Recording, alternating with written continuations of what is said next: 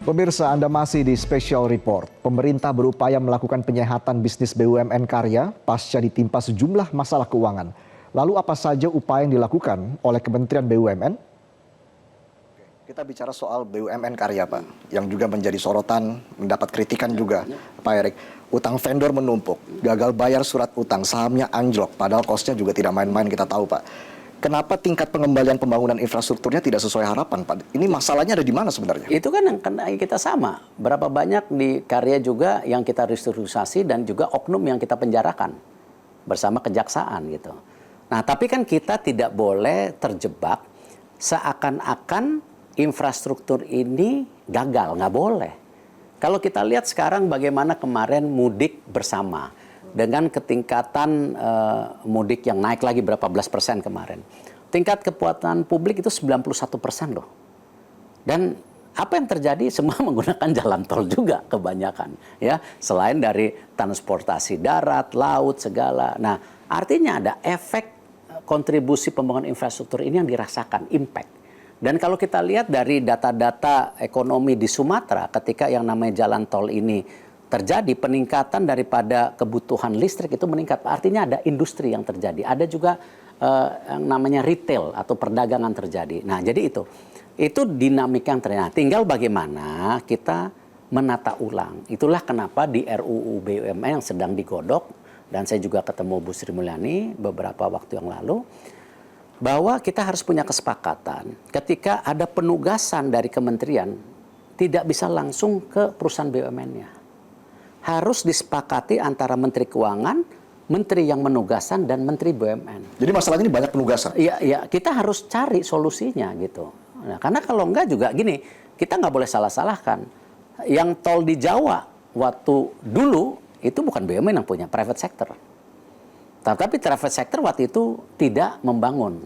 Akhirnya kita harus selamatkan waktu zaman Pak Presiden. Nah, kembali hal-hal seperti ini harus ada solusi. Bukan berarti saya anti private sector. Buktinya saya membangun kawasan ekonomi khusus kesehatan di Sanur. Private sector banyak yang bangun kliniknya kok, bukan kita. Nah, tapi bagaimana sebuah program itu harus benar-benar diteliti ulang seperti apa impact-nya dan seperti apa pendanaannya. Tidak mungkin yang namanya proyek infrastruktur itu didanai oleh short term, sedangkan yang namanya IRR buat jalan tol itu baru cash flow positif itu baru tahun ke-8.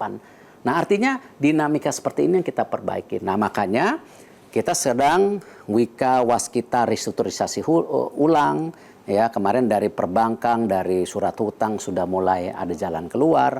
Lalu kita konsolidasikan HK nanti sama Waskita, ya kan. Terus ada juga PP dengan Wika, jadi kita konsolidasi. Dan untuk penyelesaian vendor-vendor pun sekarang yang namanya PNM atau pinjaman dari perbankan tidak lagi ke korporasi, tapi ke proyeknya.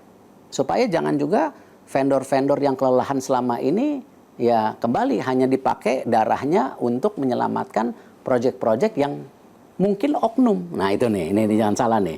Ya bukan policy, oknum. Nah itulah yang kita sikat.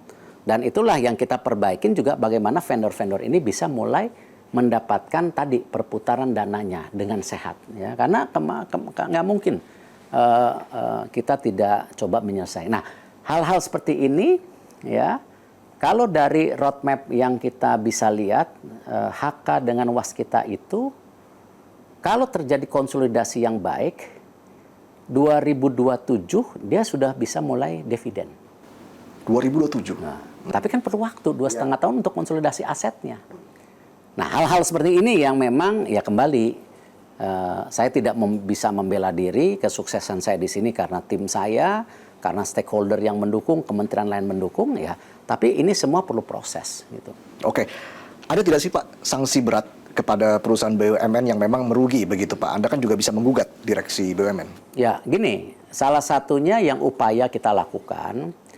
Kalau dulu bonus itu dibayar di muka, sekarang tantim perusahaan BUMN itu dikaitkan dengan performance perusahaan, ya, apakah ada cash-nya, ada dividennya, dan itu dicicil.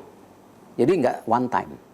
Jangan sampai direksi juga yang merasa ini eranya dia udah mau habis, Dia tarik semua keuntungannya di depan. Sedangkan cash flow perusahaan atau modal kerja perusahaannya nanti kering di kemudian hari. Nah ini yang terjadi di BUMN. Nah kita sekarang coba perbaikin. Ya. Jadi menata ulang bagaimana skim daripada salary, bonus, dan bahkan tadi, ya kalau yang nakal-nakal, ya itu ada bapak-bapak kejaksaan yang membantu. Gitu. Langsung dilaporkan Tapi seperti itu. Jangan sampai ini menjadi ancaman terus. Kalau kita percuma.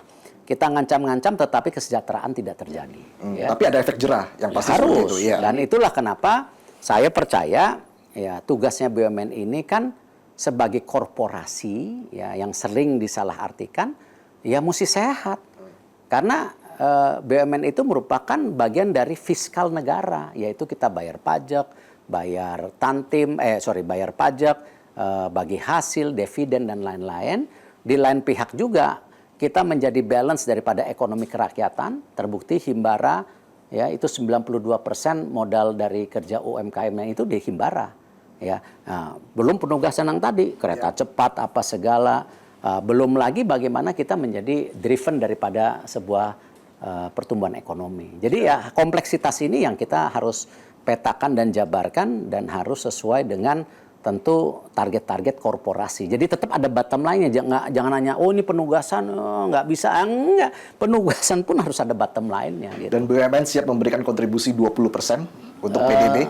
Alhamdulillah. Kemarin kayaknya sudah 21,3%. 21,3%? Ya, Oke, belum target ini, Pak. 605 triliun, di mana untuk pajaknya 400 triliun lebih, 430-an kalau tidak salah. Dividennya 81-an, lalu bagi hasilnya 85. Kalau nanti angkanya dilihat ya. Jadi totalnya kurang lebih 600. Jadi targetnya sudah baik. Ya, gitu. Target sudah bahkan lebih target 21,3%. Kalau kita melihat kinerja BUMN sendiri, return on investment itu di pasar modal dibandingkan swasta, kita nggak kalah udah. Kita mungkin kurang lebih kumulatif dividen sama valuation, ya maksudnya perkembangan daripada harga saham itu kumulatif bisa 18%-an, private sector 10%. Artinya kembali ya kita berusaha. Ya, karena kita percaya yang namanya model ekonomi nasional ini kan balance antara swasta, ya, investasi luar negeri, BUMN. Nah, BUMN juga memayungi UMKM. Gitu. Baik, yang terbaru dengan menyusun regulasi libur 3 hari untuk pegawai Kementerian BUMN ini, Pak, bagaimana ini bisa meningkatkan kinerja BUMN? Jangan diartikan libur 3 hari terus-menerus, ya. Konteks yang saya sampaikan waktu itu, bahwa sekarang itu kan tren dari kehidupan kita semua dengan ada digital, ada yang namanya work from home. Ada juga work from anywhere. Ya.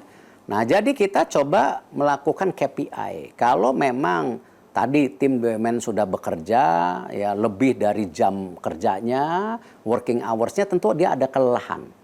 Dan kita lihat bagaimana sekarang mental health itu di kalangan generasi muda sangat tinggi. Ya, mental health akan menjadi isu loh. Lihat bagaimana sekarang kalau kita nonton pemberitaan kekerasan terjadi di mana-mana, ya. Pemerkosaan anak di bawah umur oleh geng motor, ya. Lalu ada isu-isu lagi bagaimana kekerasan yang ini itu terjadi di masyarakat. Artinya apa? Ada sebuah dinamika, ya. Kasus bunuh diri tinggi sekarang di Indonesia, nggak setinggi Jepang. Nah, hal-hal ini kan ada problem di masyarakat. Nah, tentu saya tidak bicara mengenai masyarakat, saya bicara BUMN. Jadi ada juga tentu kelelahan, ya. Mungkin di pegawai BUMN yang akhirnya kita coba, ya, kasih bonus scheme, ya, bahwa ketika dia sudah melebihi jam kerjanya, ya, dia bisa register, mendaftarkan untuk libur tambahan 1 hari. Jadi bukan tiap minggu. Bukan tiap minggu ya. Ini dikonfirmasi langsung oleh Pak Erick. Kan? Jadi itu dan ada registernya. Jadi bukannya ya dia ada hitungannya gitu. Dan toh memang efektif juga buat mereka juga lebih baik. Kenapa? Ketika mereka sudah efisien, efektif, ya, mereka datang ke kantor mesti bayar transportasi, bayar ini kan juga kasihan. Oke. Tapi semua ada reward. Ya, jadi bukan hanya nggak ada target gitu. Oke. Ya. Potensi seperti apa lagi Pak yang bisa digali dari BUMN? Karena Anda juga sempat menyinggung ini soal bisnis model ekonomi digital. Ekonomi digital menjadi sesuatu yang menyeramkan ke depan kalau kita tidak mulai berbenah diri untuk ekonomi digital ini. Ekonomi digital ini kita punya potensi hampir 4.500 triliun ke depan. Ya, dan kita nggak bisa terus jadi market. Nah, karena itu kemarin kami dapat penugasan lagi dari pemerintah ketika Peruri itu diminta menjadi agregator untuk e-government, di mana penggabungan data untuk kesehatan, dukcapil, pendidikan menjadi sebuah data besar. Sehingga dengan data besar ini kita juga bisa melakukan intervensi yang baik dan tepat. Dan e-government ini sebuah benchmarking yang sangat sukses. Kalau kita lihat di banyak negara, ya, contoh di China itu ketika e-government diterapkan, yang tadinya tingkat kemiskinan 10% itu bisa ditekan di bawah 1%. Lalu di India sendiri ketika kita bicara yang namanya birokrasi pembangunan di India itu sangat kompleks. Itu yang tadinya di atas 20 tahun itu bisa sekarang ditekan di bawah 7 tahun. Dan di Slovenia sendiri ketika ada e-government ini itu bisa meningkatkan PDB sampai 2 kali atau 3 kali lipat. Artinya apa? E-government ini real, digital ini real, karena itu membuka transparansi dan tepat data. Dan apalagi sekarang dengan adanya AI, ini sebuah percepatan yang luar biasa yang kadang-kadang juga kita tidak boleh menutup mata kita gitu. Tapi mensinergikan lintas kementerian ini akan menjadi tantangan tersendiri ya Pak? Sama ketika kita membenahi daripada policy energi, policy pariwisata. BUMN ini kan saya bercanda sama Bu Sri Mulyani. Bu Sri Mulyani itu kan sebagai owner. Dia bisa mentop, ini kita suntik kalau nggak gitu kan. Kalau BUMN ini kan kita pelayan, semua menteri kita layanin gitu. Nah tetapi jangan juga karena kita melayani kita tidak ada tolak ukurnya. Nah itu yang saya betulkan sekarang dan saya terima kasih kepada menteri-menteri terkait yang bisa memberi kesempatan saya melayani tetapi juga mengkoreksi gitu. Yang jelas kebijakan bersih-bersih BUMN akan terus diperkuat ke depan. Ya harus karena dengan perbaikan sistem yang ada tetapi kalau human capitalnya masih bobrok ya itu yang kita takutin gitu. Jelajahi cara baru mendapatkan informasi. Download Metro TV Extend sekarang.